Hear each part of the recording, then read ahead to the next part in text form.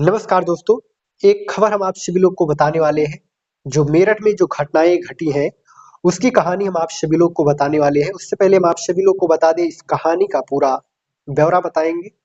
एक छोटा सा परिवार होता है और उस परिवार में सौरभ राजपूत नाम का एक बच्चा होता है और एक लड़का होता है जो बचपन से ही गरीबी में पला बड़ा होता है और धीरे धीरे वो कथित प्रयास से अपने प्रयास से वो गांव के स्कूल में पढ़ता है और पढ़ने के बाद वो एक शहर जाता है। उस शहर में अपनी अच्छी खासी पढ़ाई करता है और पढ़ाई करने के बाद वो एक सरकारी नौकरी लिमिटेड है, वो मर्चेंट नेवी नाम की एक नौकरी होती है, उससे उस नौकरी को वो हासिल करता है।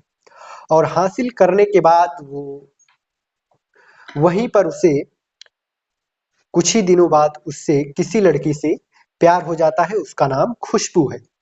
वो उस प्यार के चक्कर में पड़ जाता है और पढ़ने के बाद वो 23 साल की उम्र में वो अपनी शादी कर लेता है खुशबू से।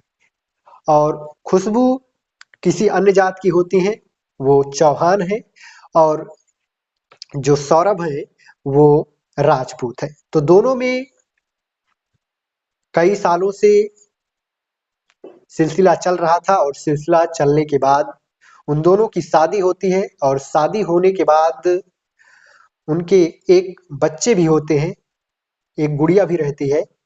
और फिर उसके बाद वो गांव में खुशबू रहती है और बाहर जो मर्चेंट नेवी में उनके पति हैं सौरभ, वो रहते हैं।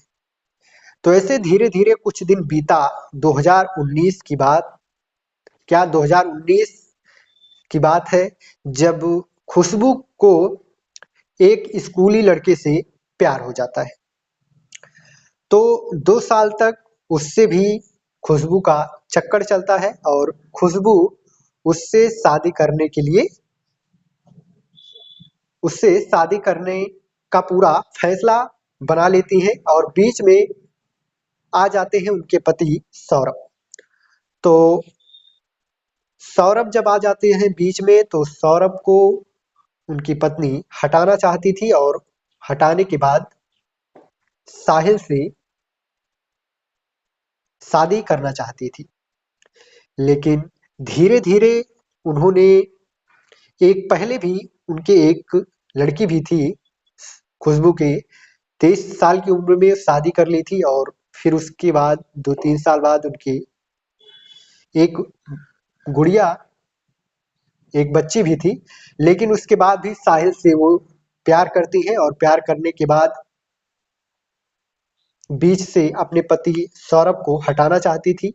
तो दोनों ने एक सलाह बनाया और सलाह में 2022 में जो सलाह इनका था वो विफल रहा। उसमें अपने पति की मृत्यु नहीं कर पाई। पूरा सिलसिला और पूरा मैटर, पूरा मामला हो चुका था और हर एक हथियार आ चुके थे, लेकिन कारणवश सौरभ की उस समय मृत्यु नहीं की गई। तो उसके बाद फिर धीरे धीरे बात आई अब छठे, मतलब छठवां सतवां इनका था बर्थडे। तो बर्थडे पार्टी में लास्ट ये बर्थडे पार्टी थी जिसमें उनके पति और उनकी छोटी सी गुड़िया और खुशबू, ये तीनों लोग पार्टी करने के बाद फिर से चले जाते हैं एक मरकरी, मतलब कहीं पर वो काम करते थे। कौन? खुशबू के पति सौरभ। तो हम आप सभी लोग को बता दें कि सौरभ की जो नौकरी थी मर्चेंट नेवी की, वो छूट चुकी थी और खुशबू के घर वाले तब से सौरभ से नफरत करने लगे थे और उनको सौरभ को नहीं चाह रहे थे। इसलिए बाद में जब वो मरकरी में काम करने लगे तो फिर इन दोनों में बहुत बड़ा विवाद हो गया, खुशबू और सौरभ में। खुश खुशबू सौरभ से तलाक मांगी और सौरभ तलाक देने से इनकार कर दिए। तो ये मामला और भी गंभीर हो गया। उससे पहले हम बताते चले आप सभी लोग को कि साहिल से और खुशबू से इन दोनों का उससे पहले मैटर, मतलब ये दोनों मिले जुले थे। तो साहिल कहा था कि आप तलाक ले लीजिए, फिर उसके बाद हम दोनों शादी करेंगे। तो जब वो इनकार कर दिया तो इनके साथ, सौरभ के साथ ये घटना, ये प्रक्रिया शुरू की गई। तो 4 मार्च को इनको बुलाकर और बुलाने के बाद इन्हें घर में ले जाकर इनका लमसम 15 से 16 टुकड़ा किया गया, वो भी जो सौरभ की बेटी थी उसके सामने किया गया। तो बेटी ने, जो साहिल है और जो उसकी माँ खुशबू है, बयान में वो सारी बातें बता दी और यहाँ तक कि अब खुशबू और साहिल को फांसी की सजा होना निश्चित है, क्योंकि जो उनकी बेटी है वो खुद ही बयान दे दी है पुलिस के सामने कि हम थे उस समय जब मेरे पिताजी को इतने, मतलब इतनी बुरी तरीका से मारा गया, मृत्यु की गई और उनको उठाकर एक ड्रम में भर दिया गया था। लोग जो थे वहां के जान नहीं पा रहे थे कि कहाँ पर सौरभ है।